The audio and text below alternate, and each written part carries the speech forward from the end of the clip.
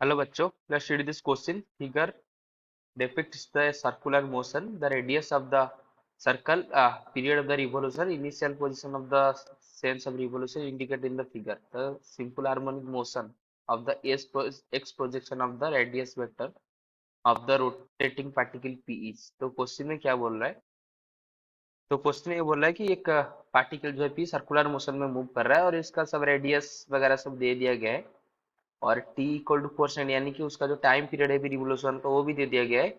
Initial 45 degree से है वो भी दे दिया गया है। तो हमको क्या फाइंड करना है, उसका जो वेक्टर है, इसका जो रेडियस है ओ पी, उसका projection in the x axis, इसका जो एक्स एक्सिस के उसका जो प्रोजेक्शन होगा उसका इक्वेशन हमको निकालना है। तो उसके लिए जो की कंसेप्ट है क्या है,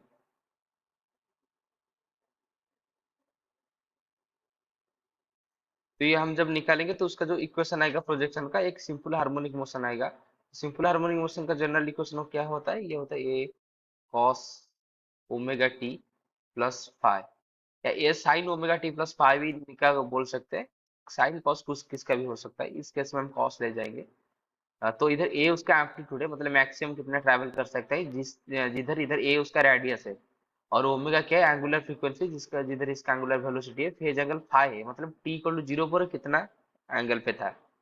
तो ये इसका फाइव, उसका एंगुलर डिस्प्लेसमेंट कितना था, टी इक्वल टू जीरो पर। तो इस इक्वेशन की फॉर्मेट है, फॉर्मेट में हम लाएंगे। तो बस सिंपल ज्योमेट्री भी अप्लाई करेंगे। तो हमको क्या है, कितना ये डिस्टेंस फाइंड करना है। मान लीजिए ये डिस्टेंस है कुछ स्मॉल है, तो हमको ये वाले डिस्टेंस फाइंड करना है, और उसका जो रेडियस है वो है ए। तो ये अगर ए हो गया, और मान लीजिए ये एंगल कुछ थीटा है, तो अभी 45 है इधर। मान लीजिए कुछ हम दूसरे एक सर्कुलर मोशन अगर ले जाएंगे, तो मान लीजिए इधर हम अगर सर्कल को ड्रॉ कर देंगे,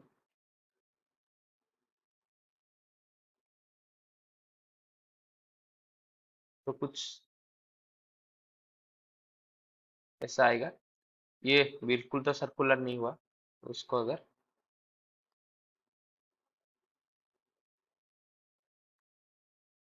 हम सर्कुलर थोड़ा बनाएंगे,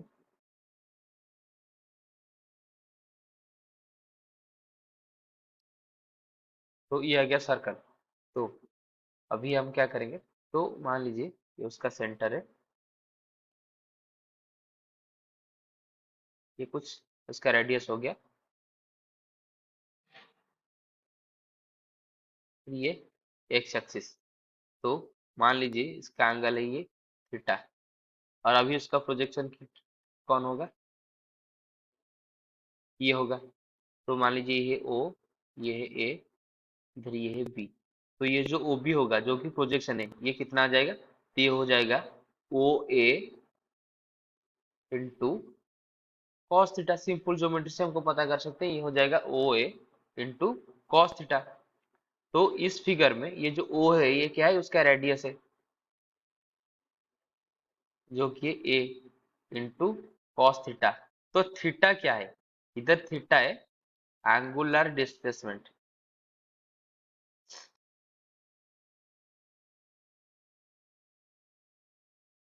तो एंगुलर डिस्प्लेसमेंट ऑफ पार्टिकल, जो पार्टिकल इधर मूव कर रहा है पी, तो इस पार्टिकल पी का ये है एंगुलर डिस्प्लेसमेंट।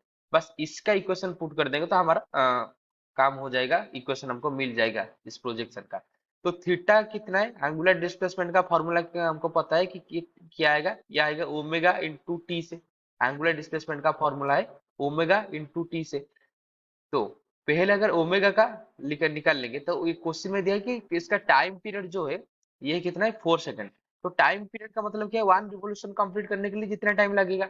तो वन रिवोल्यूशन कंप्लीट करने के लिए जितना टाइम लगेगा, time period T equal to क्या है, वन रिवोल्यूशन के लिए उसको ट्रेवल करना पड़ेगा कितना, 2 पाई divided by omega.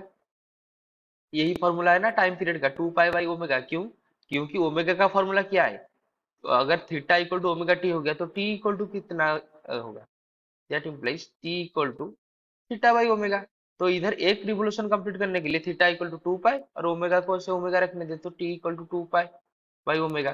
That implies omega हो जाएगा कितना, 2 पाई बाई टी, यानी कि 2 पाई बाई 4 सेकेंड, यानी कि ये हो जाएगा pi two pi by 2 second inverse. तो ओमेगा आ गया।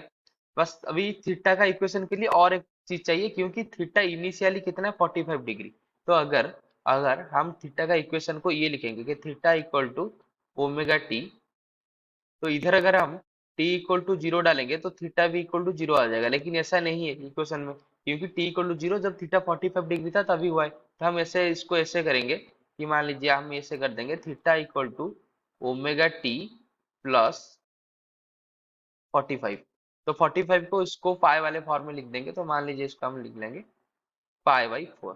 तो अगर थीटा का ये इक्वेशन हम लिख देंगे, तो इधर अगर t इक्वल टू जीरो डालेंगे तो t इक्वल टू जीरो पर थीटा कितना है, थीटा है पाई बाई 4। ये इक्वेशन सही है, तो बस इसको अभी पुट करेंगे। ओमेगा का इक्वेशन की भी हमको पता है ओमेगा का वैल्यू, तो ये कितना हो जाएगा, दैट इम्प्लाइज x हो जाएगा, जो कि प्रोजेक्शन है, वो कितना हो जाएगा, वो हो जाएगा a cos ओमेगा टी की स्थान पे हम लिख सकते हैं omega by 2t plus pi by 4।